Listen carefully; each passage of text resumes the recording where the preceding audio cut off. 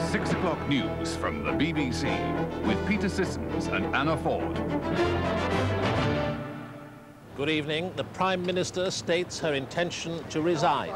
She says another cabinet minister will stand a better chance of winning for the Conservatives. The Foreign Secretary thinks he can restore unity and he wants her job. Just make a short statement. The Chancellor also makes a bid. He denies it's just a tactic to stop Michael Heseltine. Neil Kinnock says he has no confidence in the government because there is no government. And tonight's other main news. 40 at least agree about one thing tonight. When this morning Mrs. Thatcher announced her intention to resign, it was an historic moment, the end of an era in British politics. Less than 24 hours after she vowed to fight on and fight to win, the Prime Minister gave way to the growing pressure within her party and agreed to withdraw from the leadership election. She made up her mind finally at 7:30 a.m. By 9 o'clock, she'd told the Cabinet she would go. Soon after, Number 10 said the Queen had been informed and a statement was issued from Mrs. Thatcher.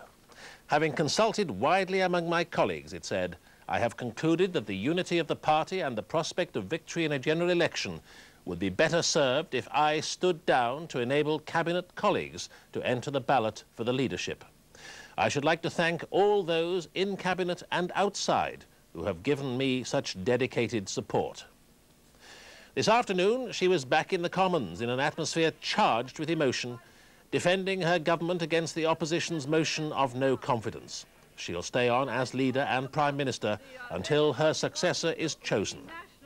By midday today, both the Foreign Secretary Douglas Hurd and the Chancellor John Major had announced that they would challenge Michael Heseltine in next week's leadership ballot. Both paid their tributes to Mrs. Thatcher, as did her friends and foes at home and abroad. The Labour leader, Neil Kinnock, said her decision to resign showed she amounts to more than those who have turned upon her. For the Liberal Democrats, Paddy Ashdown said despite his opposition to her policies, there is a small tinge of sadness at the end. And President Bush spoke of a staunch friend and ally. She is a woman of principle. She stood for what she believed in. In this specially extended 6 o'clock news, we'll be looking back over the Thatcher years and ahead to the campaign for the leadership. But first, with a report on the day's dramatic events, our chief political correspondent, John Sargent. Mrs. Thatcher left Downing Street to discuss her decision with the Queen at about 12:30 this afternoon. Good morning, Prime Minister. Prime Minister, this is a sad day. Can you come and speak live on television, Prime Minister? She was wearing a suit of the same shade of Conservative blue that she wore 11 years ago on the day she became Prime Minister. The palace had been kept fully informed of developments. Mrs. Thatcher had an audience with the Queen last night, but her decision to withdraw from the leadership contest was not taken until 7:30 this morning.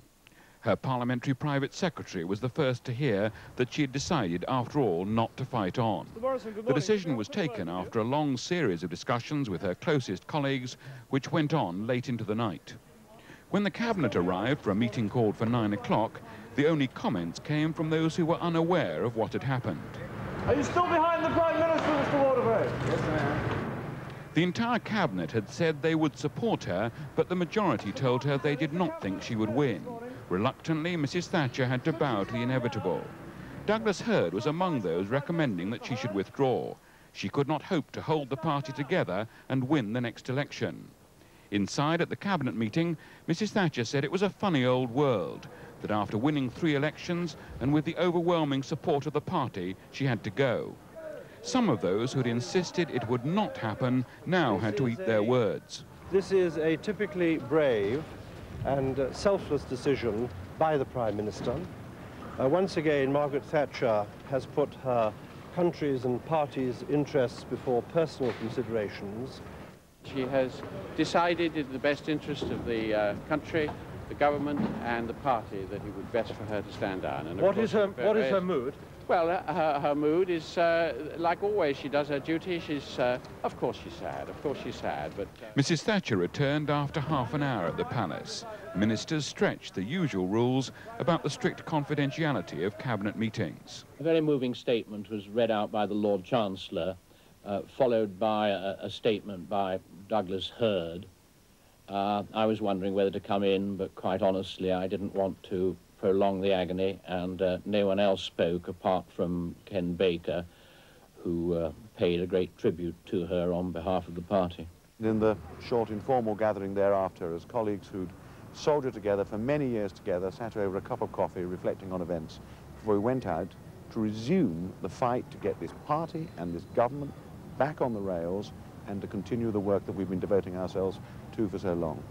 At about 3 o'clock, Mrs. Thatcher left for the Commons for a most unusual session of Prime Minister's questions. When Mrs. Thatcher entered the chamber, Tory MPs stood up as a sign of respect. The general mood was friendly and understanding. Most MPs were anxious not to exploit the occasion.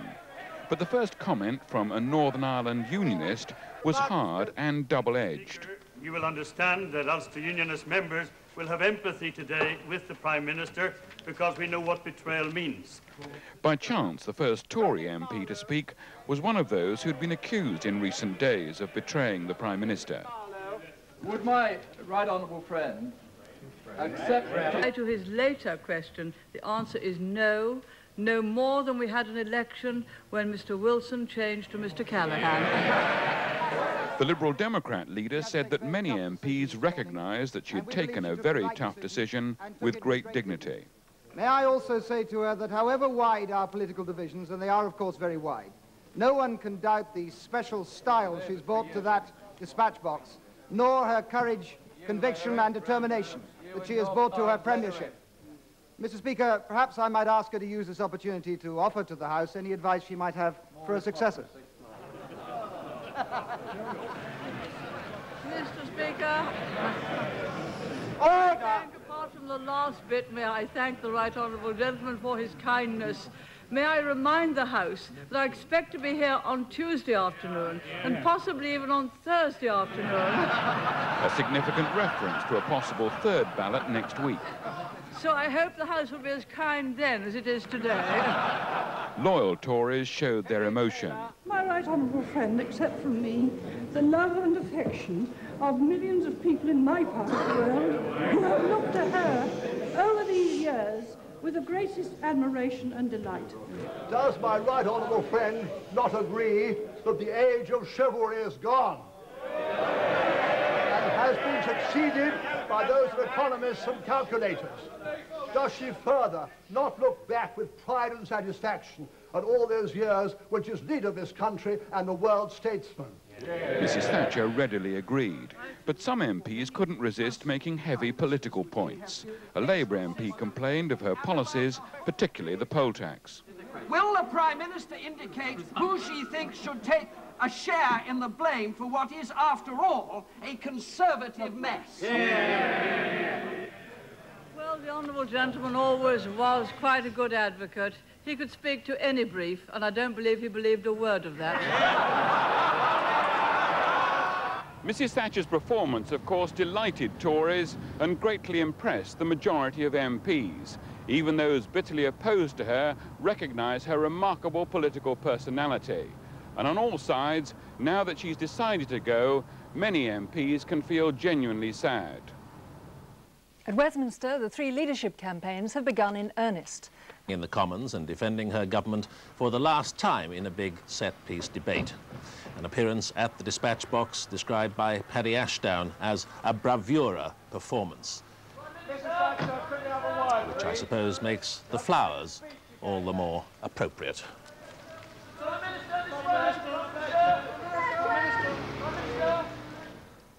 Earlier, however, the scenes were a bit different because within hours of telling the Queen her days as Prime Minister were numbered, Mrs. Thatcher went to the House of Commons for that appearance to answer Labour's motion of no confidence in her government.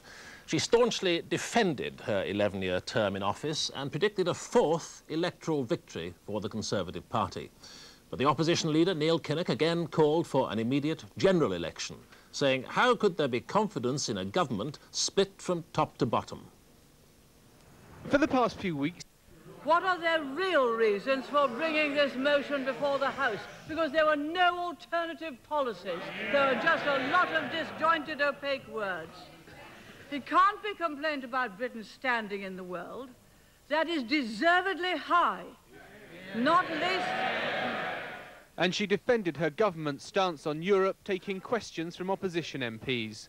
Will she tell us whether she intends to continue her own personal fight against a single currency and an independent central bank when she leaves office? No, she's going to be the governor. On the present structure...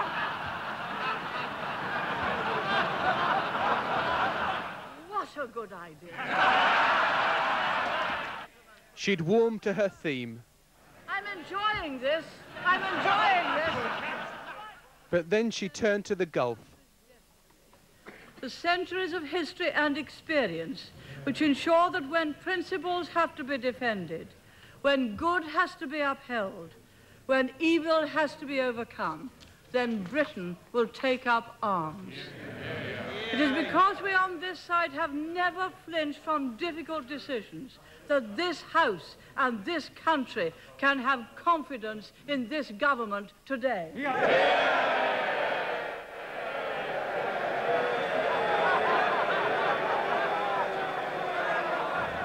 This was a confident and competent speech by Neil Kinnock, but it was dwarfed by Mrs Thatcher's tour de force. If this is her last speech as Prime Minister, then it was a vintage performance, withering, abrasive, showing full mastery of the Commons. No one believed she'd go with a whimper, but after all she'd been through in the past 24 hours, few believed she'd go out with such a bang. Mrs Thatcher's decision has produced a mixture of emotions amongst Conservative MPs. Many were visibly shocked when the news broke this morning. Some long-serving Conservative backbenchers were clearly angry at Mr Heseltine's stand against her. Others mourned the end of an era, and some paid tribute to the woman who'd led them for their entire political career. As senior Tories made their way to a memorial service at the Abbey, MPs tried to digest the news of Margaret Thatcher's political demise. Relief was one dominant emotion. But a very sad end to one of the outstanding premierships of the post-war period. Now we've got another week of deciding who is going to succeed Mrs Thatcher.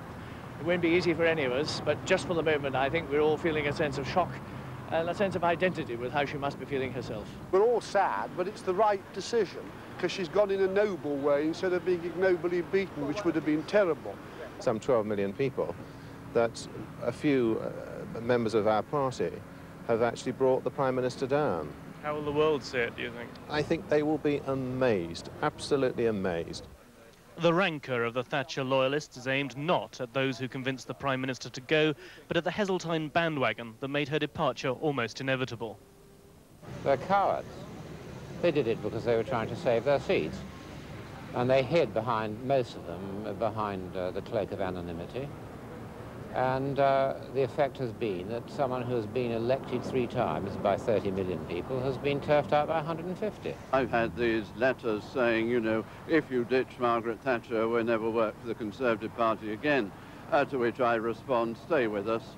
The real enemy is socialism, and at the end of this process, we'll have a leader who will send Neil Kinnock packing at the next election. So once again, MPs are asking each other, who are you voting for?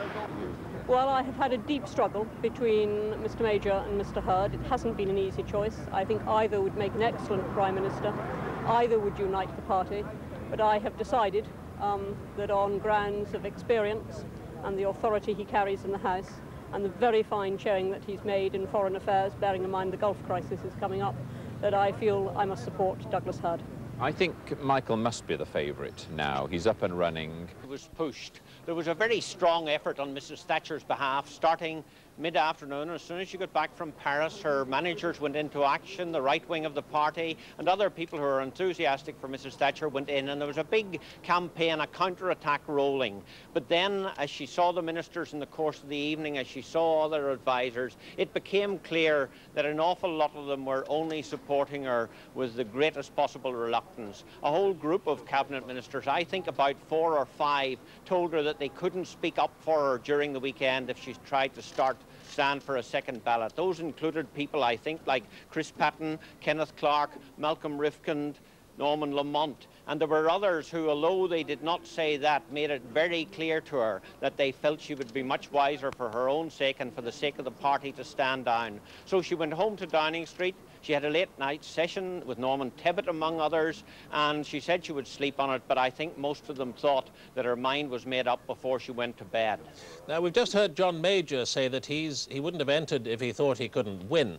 But is there, in effect, a little cabal between him and Douglas Hurd? Have they got any sort of arrangement to stop Michael Heseltine? Well, I don't think it's a cabal, but I think it is quite clear that Michael Heseltine, in racing parlance, is both the favourite and the outsider. That may seem a paradox, but he's the favourite because of the number of votes he accumulated against Mrs. Thatcher, and because it was he who gave the anti-Thatcher bandwagon its push, so that may itself produce its reaction. He's the outsider because the cabinet... The Foreign Secretary, Douglas Hurd, and the Chancellor of the... You know, I'm certain that this will continue with the United Kingdom, but on a personal basis, I'll miss her because I value her counsel. I value her long experience, the wisdom that comes from her long experience, and she has been an outstanding Prime Minister for the United Kingdom and an outstanding friend of the United States. British troops had been invited to meet the President. They too were digesting the news along with traditional turkey dinner. Military plans were unlikely to be all... From Europe, President Mitterrand of France has written to her saying she'd marked an important period in the history of her country and of Europe. And the President of the European Commission, Jacques Delors, expressed a feeling of immense regard and esteem for her, despite their past differences. The Iraqis, however, are glad to see her go. A spokesman for President Saddam Hussein said she'd been buried by the Gulf crisis. Well, back now to Mrs. Thatcher's decision to resign. Joining us from Westminster is the Foreign Secretary and now leadership contender, Douglas Hurd. People around Britain have been giving their verdict on her time in office. 3 words summed it up, and there was really nothing else that people wanted to talk about. At Buckingham Palace, the crowds that had gathered for the changing of the guard suddenly found that they were in a prime position to witness a piece of history. The mood was one of shock, but most felt that Mrs. Thatcher's decision had been the right one. I don't think she was in with a fair chance from now on. I don't think she'd ever have the same credibility. She had got herself into the position where she believed that she was right to the extent that she wasn't prepared to take advice from her ministers.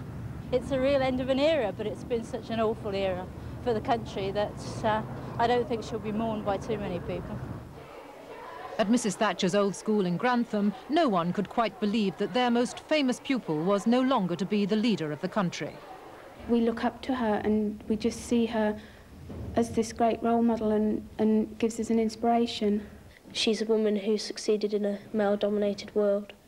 I don't think that she will lose any standing. At her constituency headquarters at Finchley in North London, party workers were fiercely loyal. People have been grumbling for a long time. It's very, very easy to grumble. It's going to be a very different situation now, and I think the whole world is going to miss her enormously. The sense that an era was over was reflected in different ways throughout the country, and there were mixed views about the Prime Minister's demise. It's through the poll tax, and it's people like in Liverpool who've got rid of Thatcher, and I'd just like to thank all of them for not paying the poll tax. I like Mrs. Thatcher. I thought she did a very good job, but I also think that it is time for a change now. I think it's a very good idea. I really honestly think it's time we had somebody new and fresh in the cabinet. Delighted. I'm very, very sorry about it, but I think she's done a wise thing. Meanwhile, the man who's been at his wife's side throughout her leadership had lunch with a friend at the Savoy. His only comment on the day's momentous events were perhaps characteristically down to earth. Well, he said, these things happen. Mrs. Thatcher has led the Conservative Party since 1975, when she unexpectedly took the leadership from the former Prime Minister, Edward Heath. Our chief political correspondent, John Sargent, looks back on the Thatcher years. Hand's been up for ages. Roger. Would you like to see a woman Prime Minister? I think it depends upon who the person is. I don't think that there will be a woman Prime Minister in my lifetime. It did seem impossible even for a young Secretary of State for Education who'd already shown a surprising degree of determination and no shortage of ambition. From now on would be added the vital ingredient of luck in timing and opportunity. Mrs. Thatcher benefited by Mr. Heath's misfortune, the 3-day week, the failed attempt to resolve the challenge from the miners with an election called on the basis of who governs Britain. Mrs. Thatcher was the only former member of the cabinet who was prepared to challenge Mr. Heath in the first round of the subsequent leadership election. "I've got my teeth into him," she told a friend, "and I'm not going to let go." Mr. Heath was humiliated. Before the second ballot, Mrs. Thatcher opened an attack on the consensus politics of both Conservative and Labour governments which had dominated British politics for a generation. We should back the workers and not the shirkers. Mrs. Thatcher's victory was a triumph for the right wing of the Conservative Party. Lord Whitelaw and others came in too late to stop her. But at this stage, the selling point was not ideology, but novelty. A real live woman leader campaigning for a party. The seeds of real political change, though, were being planted, as the already weakened Labour government were mortally wounded by the winter of discontent. These images helped to make up for Mrs. Thatcher's inexperience when she came to fight her first general election. And the importance of what at this time became known as the media, she quickly accepted. Using it after her victory, she even managed to make famous a medieval prayer. Where there is discord, may we bring harmony. Where there is error, may we bring truth. Where there is doubt, may we bring faith. And where there is despair, may we bring hope. But it soon became apparent that Mrs. Thatcher wasn't prepared to consolidate her victory by compromise. Her policy wasn't yet called Thatcherism. She preferred to describe it as good housekeeping. Unemployment might be rising, along with the Tories' unpopularity. But public spending had to be reined in. Inflation could only be beaten by making sure the government didn't print money. Opponents called it the monetarist experiment. Those ministers who objected were described as wets.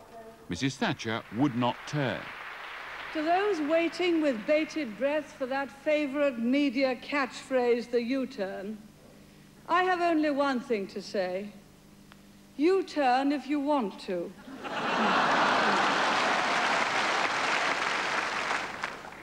The ladies not for turning.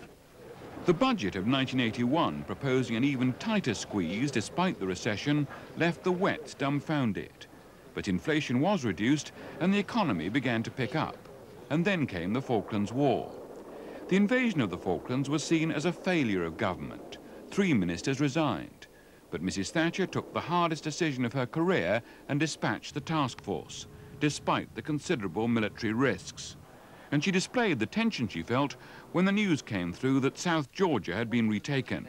Just rejoice at that news and congratulate our forces and the Marines. Are we going to declare war on Argentina, Mrs. Thatcher?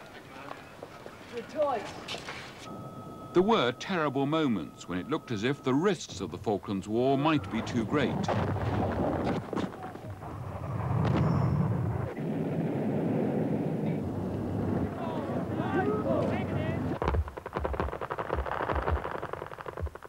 But it left Mrs. Thatcher clearly strengthened.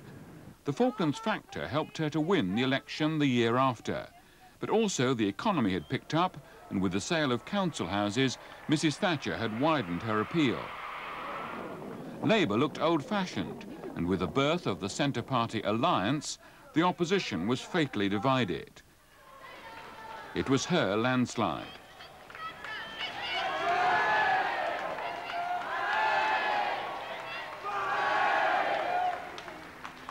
For 4 years, Mrs. Thatcher would be able to press ahead with the domestic policies of which she would be most proud. Above all, privatisation, gas and British Telecom, the first of the changes which would produce an historic shift from public to private ownership. From now on, it wouldn't only be the Tory right who would praise the workings of the market. In 1984, Mrs. Thatcher faced her severest personal test. 7 people died in the Brighton bomb, and the Prime Minister showed her strength and courage. I was up working. The bomb went off somewhere between 2:45 and 3. I know that because I looked up when I'd finished something at 2:45, and I just turned to do one final paper. And then it went off. My husband was in bed and all the windows went and the bathroom was extremely badly damaged. In your own room? Yes, In your room? Yes, I think that's enough time. we were very lucky. During the whole of her time in office, the Northern Ireland problem and the IRA threat would be a constant concern. Her most significant initiative, the Anglo-Irish Agreement, was signed in 1985. But it didn't, as hoped, lead to a reduction in terrorism. In the same year, the miners' dispute was finally resolved. Mrs. Thatcher had been determined not to give in. She considered that the union leader, Arthur Scargill, and the striking miners were the enemy within. Having seen off the Argentine leader Galtieri, wasn't he next in line?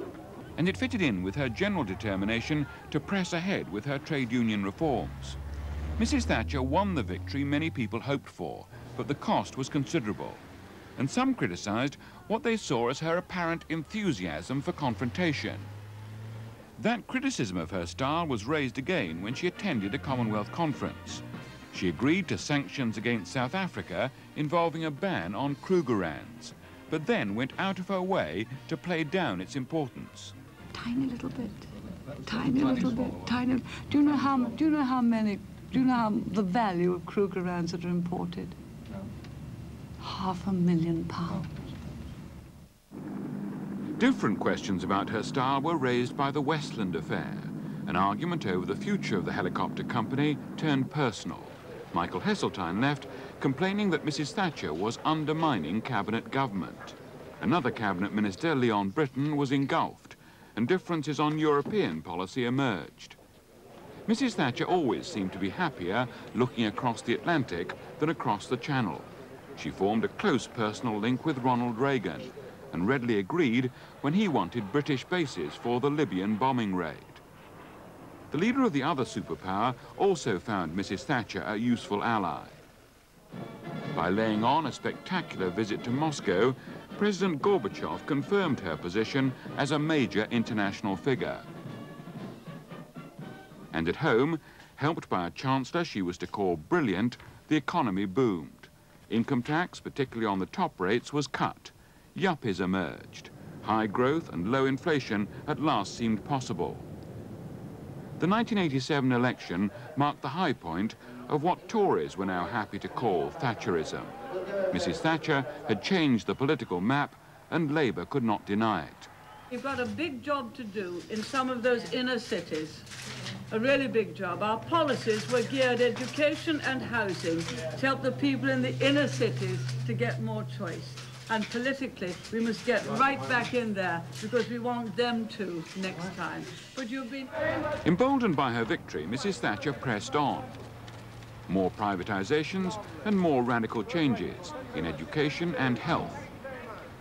Replacing domestic rates with the poll tax was to be the flagship of her new legislation. Some leading Tories were among those who thought it was more like the Titanic, which could bring them all down.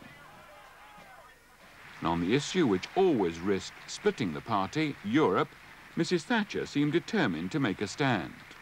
We have not successfully rolled back the frontiers of the state in Britain, only to see them reimposed at a European level, with a European superstate exercising a new dominance from Brussels. When the campaign opened for elections to the European Parliament, Mrs. Thatcher argued on her record of standing up for British interests. Hadn't she and the great row over the European budget got our money back? But politics at the European level were changing fast. At the Madrid summit, Sir Geoffrey Howe had succeeded with Nigel Lawson in convincing the Prime Minister of the need to join the exchange rate mechanism. But Mr. Lawson and later Sir Geoffrey would both resign because they believed Mrs. Thatcher was wrong over Europe. And when Nicholas Ridley was too frank in public on the subject, he had to go, even though on this issue he was Mrs. Thatcher's closest cabinet ally. In the meantime, the new Chancellor, John Major, was having to grapple with a faltering economy. Inflation and interest rates were up, and Labour had a stubborn lead in the opinion polls. It looked as if Mrs. Thatcher's luck was at last running out. Tories were fearful that Neil Kinnock and his new-look Labour Party would beat them at the next election. It was the prospect of electoral defeat which, above all, would undermine Mrs. Thatcher's leadership. How history will judge Mrs. Thatcher compared with other Prime Ministers can only be guessed. Certainly no other Prime Minister this century has served as long. She may be remembered as much for her personality as her politics. The first woman leader, delighting in leading from the front. To her supporters, the steadfast defender of British interests. It's been the variety of roles she's been prepared to play which also marks her out, and her ability to transform complicated issues, such as improving the environment, into practical examples.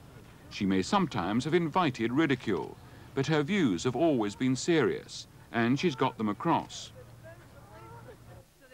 As the first Prime Minister to be seen facing the Commons on television, she's had to adapt to a wider political audience, and she's often been able to give a convincing impression of enjoying the ordeal. But in fact, the Education Secretary backed me. But for her critics, her true legacy lies outside Westminster. For a time, this area represented the parts of Britain that Thatcherism didn't reach, and there are many who see Mrs. Thatcher as an isolated figure who always lacked compassion. Some of her colleagues were hoping that, like Queen Elizabeth I, she would preside over a golden age. Instead, they and the country have had to settle for something rather less. The Thatcher years, which she herself decided today were over. From Anna Ford and from me, good evening.